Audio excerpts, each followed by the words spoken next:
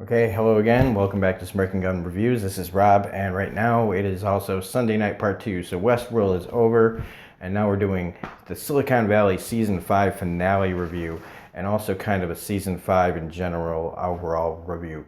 So if you haven't seen the episode, full spoilers are ahead. Kind of like to talk about this show a little bit. I've never done a review or reaction or anything like that.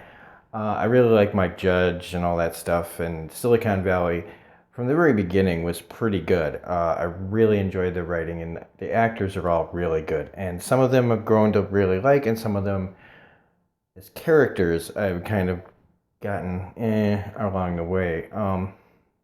And by season 5, I kind of feel like we're in Entourage territory at this point.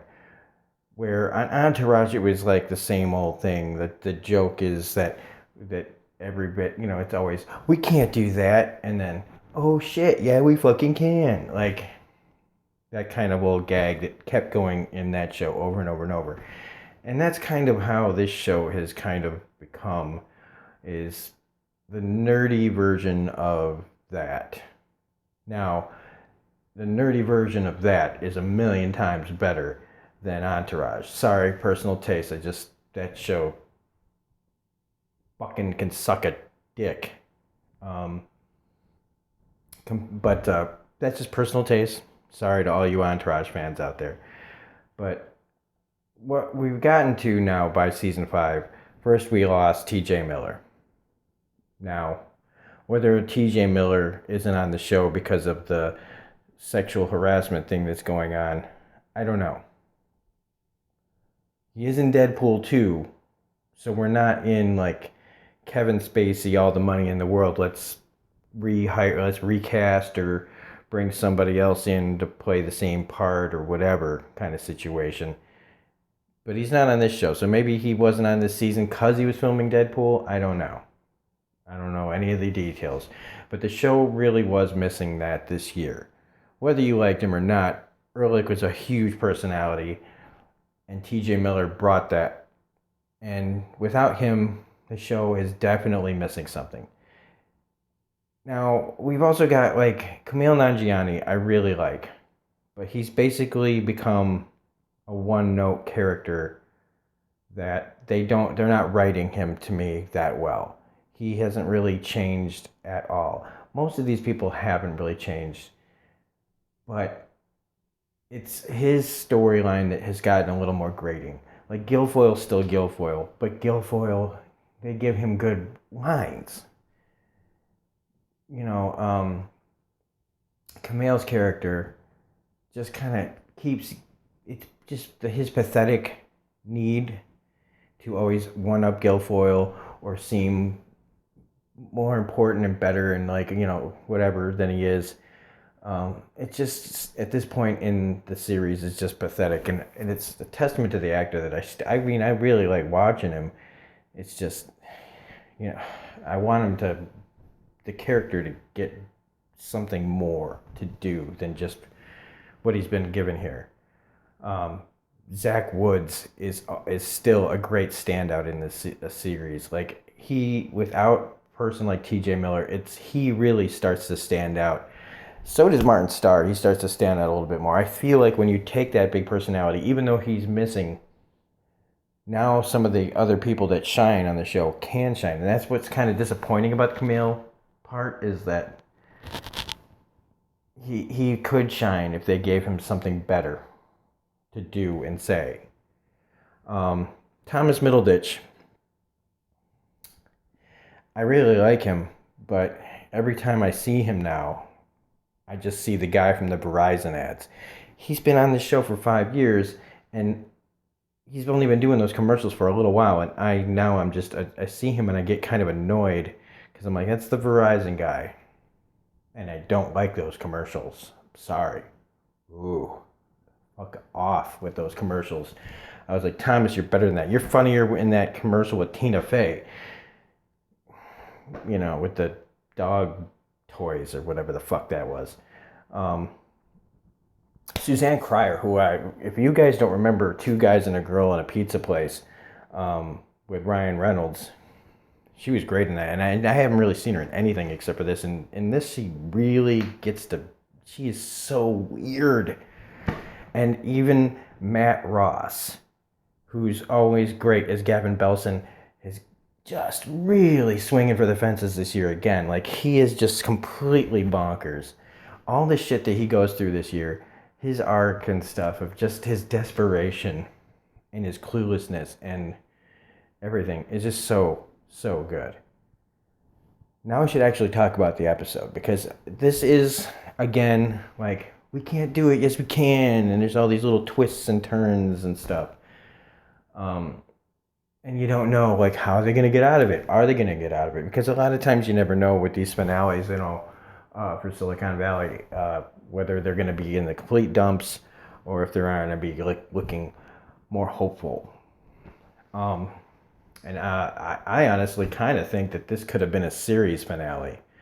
I don't know if it was renewed or not. If this is a series finale, they're calling it a season finale, but if this turns out to be the series finale, this is a pretty good way to end it, especially if they don't plan on bringing TJ Miller back next season, for whatever, if he's really gone from the show or whatever.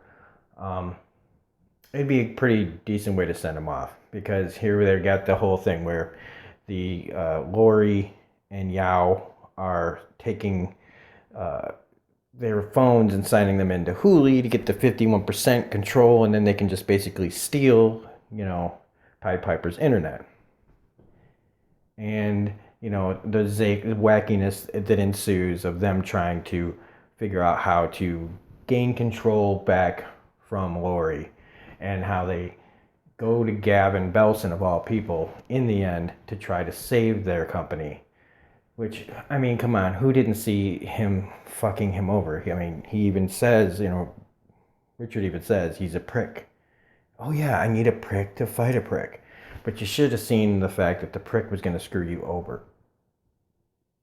I really felt like that was just kind of really dumb. I mean, it shows how these characters don't learn. Same with like how Richard treats people when he starts to get some success, and anybody that is, kind of giving him a slight, he throws it in their face, and then instantly Richard is always brought back down. It's a constant thing that happens in the show that needs to, like, kind of fucking stop or just end the show. But Matt Ross as Gavin Belson in this season and this finale is just continuously great and funny at how much of a dick this guy can just keep being. Zach Woods as the line of the night when him and Kumail are going to find the game guy that like bailed on them that they want back. And this guy's like playing some stupid ass music at this like Burning Man practice place or whatever, and he's like, "Hey man, shut the fuck up." And Zach Woods, just the way he delivers that, "Hey man, do you want to die today, motherfucker?" Just so like it's creepy and funny at the same time. Just that dead delivery of like, man, honestly, I think he really could be a psycho. And that's the best line. We also get some really good Guilfoyle stuff in this. The two programmers, yelling at each other and calling each other assholes. He's like, "You're both fucking assholes. Shut the fuck up." But yes, it is that basic, finale episode. And they win. We all know it. If you've seen it, I told you, spoilers. They win. They do get it. They screw. Gavin thinks he's gonna take the company from Richard. That Richard's about to give him the company, and it's really earnest. I really bought into that Richard was giving it to him, because he'd rather see it go to Gavin than be completely fucking blown up. So, when the tables are turned and the whole kiss my piss, of course Richard would say kiss my piss. Line comes back in the dance.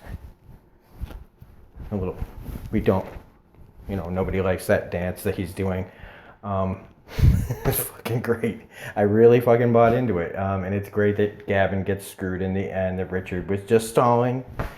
But it does kind of fall into that same trap that the show does a lot, which is the whole bait and switch. Oh, we couldn't do that. Yes, we can. And we got it. And we got all the numbers and things work out.